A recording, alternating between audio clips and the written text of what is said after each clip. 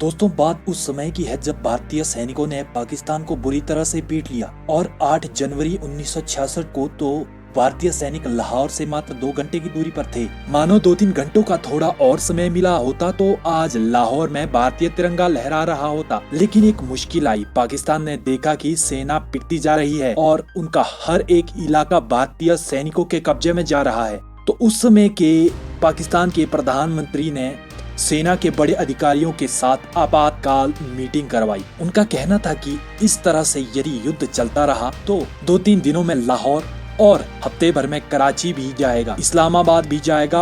हो सकता है 10-15 दिनों में पूरा पाकिस्तान भारतीय सेना के कब्जे में हो जाएगा। उस समय भारत के प्रधानमंत्री लाल बहादुर शास्त्री जी ने भारतीय सेना को छूट दे रखी थी। शास्त्री जी को कोई परवाह नहीं थी कि भारतीय सेना ने कहां तक कब्जा कर लिया है।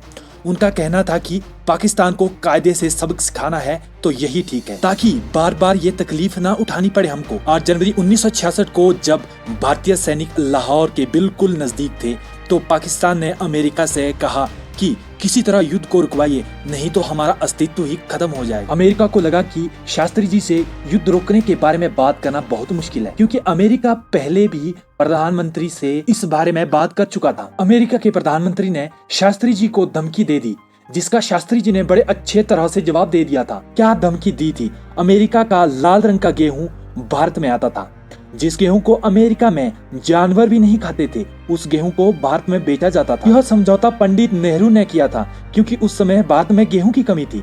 शास्त्री जी को यह बात पसंद नहीं आई, क्योंकि भारत के लोग इस तरह का रद्दी किस्म का गेहूं खाएं, यह बात शास्त्री जी को पसंद नहीं आई।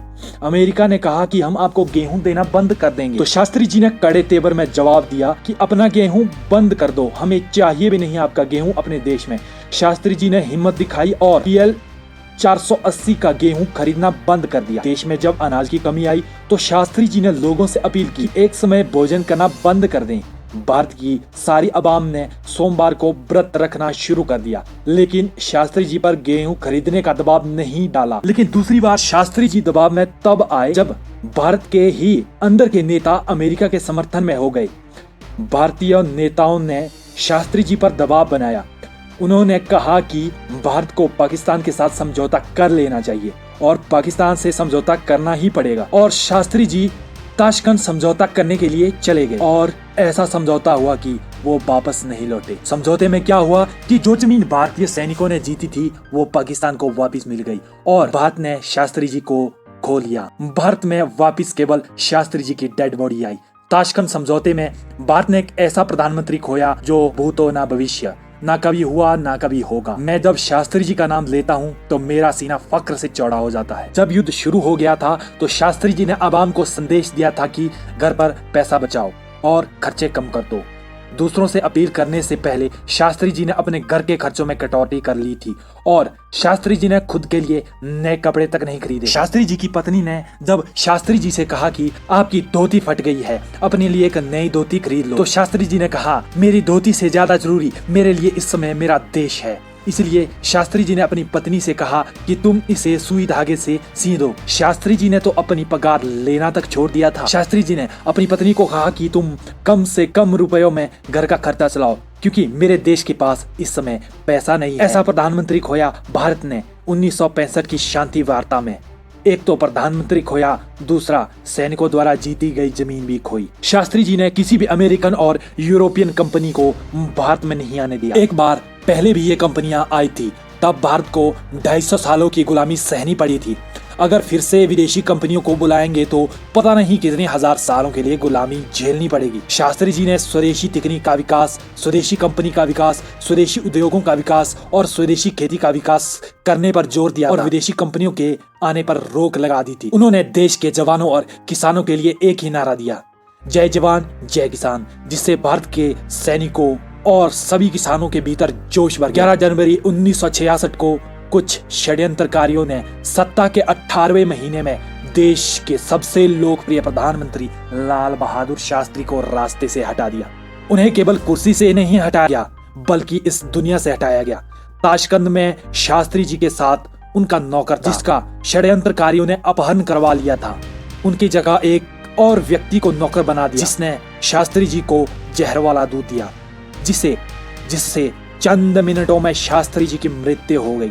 शास्त्री जी को जब भारत लाया गया तो भारत के लोगों को यह बताया गया कि शास्त्री जी की मृत्यु हृदय गति रुकने से हो गई है और बिना पोस्टमार्टम किए शास्त्री जी का अंतिम संस्कार किया गया था। शास्त्री जी का शव जब उनके घर पहुंचाया तो उनका शरीर नीला पड़ गया था। शरीर नीला सिर्फ जहर के कारण होता है। जब यह बात शास्त्री जी के पर्सनल डॉक्टर को पता चली तो उन्हें शक हुआ शास्त्री जी की मृत्यु हृदय गति रुकने से नहीं हो सकती, क्योंकि उनका ब्लड प्रेशर नॉर्मल था, उनका कोलेस्ट्रॉल नॉर्मल था, उनका शुगर नॉर्मल था। भारत ने लाहौर तक कब्जा कर लिया था, तो इस स्थिति में डिप्रेशन का भी कोई कारण नहीं था। शास्त्री जी के पर्सनल डॉक्टर ने जब बॉडी देखने की मांग की तो उन्हें शास्त्री जी की बॉडी नहीं दिखाई, परंतु शास्त्री जी की पत्नी के कहने पर डॉक्टर को शास्त्री जी की बॉडी दिखाई गई तो डॉक्टर चौंक गए, क्योंकि शास्त्री जी का पूरा शरीर नीला पड़ गया था। हृदय गति रुकने से शरीर नीला नहीं पड़ता है, शरीर नीला सिर्फ जहर से पड़ता है। इसके बावजूद भी शास्त्री जी का पोस्टमार्टम नहीं करवाया गया। कितना क्रूर है इस देश का प्रशासन कि प्रधानमंत्री पद पर बैठे व्यक्ति की मृत्यु हो जाती है और मीडिया द्वारा लोगों को बताया जाता है कि हृदय गति रुकने से प्रधानमंत्री की मौत हो जाती। शास्त्री जी की मृत्यु के कुछ समय के बाद उनके नौकर और पर्सनल डॉक्टर की कार एक्सीडेंट में मौत हो जाती है। यह कोई संजोग नहीं हो सकता है। सामान्य स्थिति में मौत के बाद हर व्यक्ति का पोस्टमार्टम करवाया जाता है। उस समय शास्त्री जी का पोस्टमार्टम होता तो सब बात सामने आती, जिससे इंक्वायरी होती और षड्यंत्रकारियों का पता चलता, तो षड्यंत्रकारी पकड़े जाते। षड्यंत्रकारी कौन थे ये आप अंदाजा लगा सकते हैं। तो षड्यंत्रकारी पकड़े जाते, जिससे पूरे देश के सामने उनका मुंह काला हो जाता। यह सब दबाकर रख दिया गया और शास्त्री जी की मौत एक रहस्य और पहेली की तरह बनकर रह गई। मैं भुवनेश कुमार आपको विनम्र पूर्वक बताता हूँ कि देश का पहला प्रधानमंत्री था जिसने किसानों की चिंता की, देश के जवानों और सेना की चिंता की, देश की स्वदेशी पूंजी कैसे बढ़नी चाहिए इसकी चिंता की थी। दोस्तों, ये देश हमेशा से ही अजर अमर था, अजर अमर रहेगा। लेकिन कितने ही भारत माँ के सपूतों ने इस देश को संवारा है, तो किसी में इतनी हिम्मत नहीं है जो हमारे इस भारत मुल्क को आंख उठाकर भी देख सके। हमारे इस देश को संवारने वाले देशभक्त आते रहेंगे। जो हाल शास्त्री जी का हुआ वो किसी दूसरे देशभक्त का ना हो। इसीलिए देश का हित पहले सोचे और सही और गलत का चयन अपने विवेक से करे। कमेंट में जय जवान जय किसान लिखकर ऐसे महापुरुष के लिए श्रद्धांजलि दें। जय जवान जय किसान, जय हिंद, जय भारत।